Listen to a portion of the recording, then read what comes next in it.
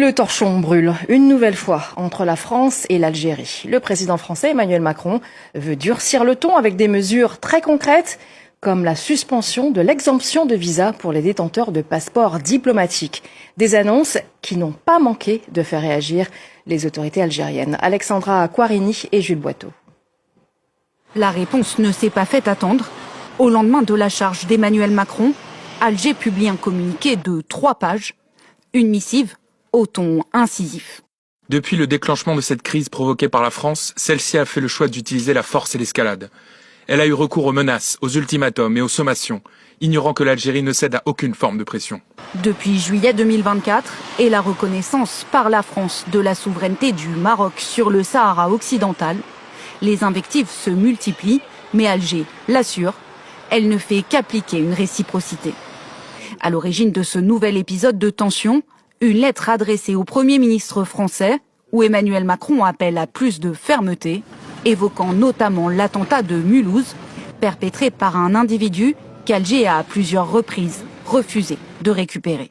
Je partage dans cette lettre l'inquiétude particulière que m'inspire la situation des ressortissants algériens les plus dangereux sortant de prison et qui ne peuvent plus être expulsés. Je vous prie d'instruire le ministre de l'Intérieur de trouver au plus vite les voies d'une coopération utile avec son homologue algérien.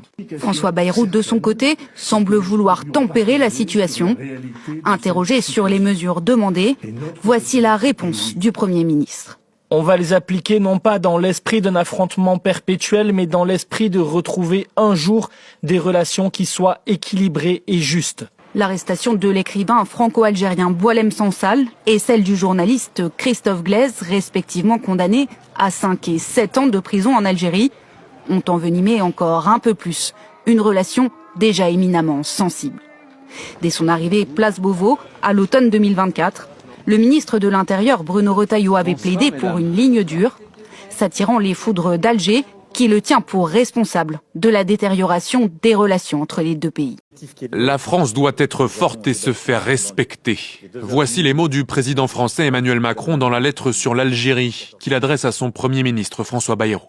L'Élysée acte la crise avec Alger et demande au gouvernement de nouvelles mesures. Il nous faut acter la suspension officielle de l'accord de 2013 concernant les exemptions de visa sur les passeports officiels et diplomatiques. Le ministre de l'Intérieur doit obtenir de nos partenaires de Schengen qu'ils prennent les mesures indispensables à l'efficacité de nos décisions.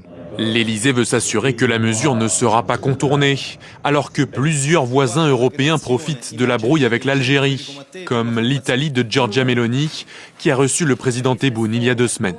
Autre point de discorde, l'impossibilité pour la France d'expulser certains ressortissants algériens dangereux, faute de coopération des autorités algériennes.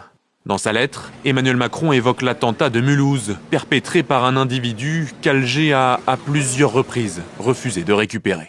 Je partage dans cette lettre l'inquiétude particulière que m'inspire la situation des ressortissants algériens les plus dangereux sortant de prison et qui ne peuvent plus être expulsés. Je vous prie d'instruire le ministre de l'Intérieur de trouver au plus vite les voies d'une coopération utile avec son homologue algérien. Pour Emmanuel Macron, cette nouvelle détérioration des relations bilatérales est aussi alimentée par le sort réservé à l'écrivain franco-algérien Boualem Sansal et au journaliste Christophe Glaise, respectivement condamnés à 5 et 7 ans de prison en Algérie.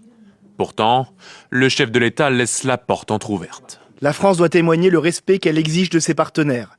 Nous avons des intérêts communs et la capacité d'agir ensemble au bénéfice des peuples français et algériens. Paris prévient enfin que tout retour à la normale est conditionné au rétablissement des moyens de son ambassade à Alger, dont l'action est entravée par les autorités algériennes selon l'Élysée.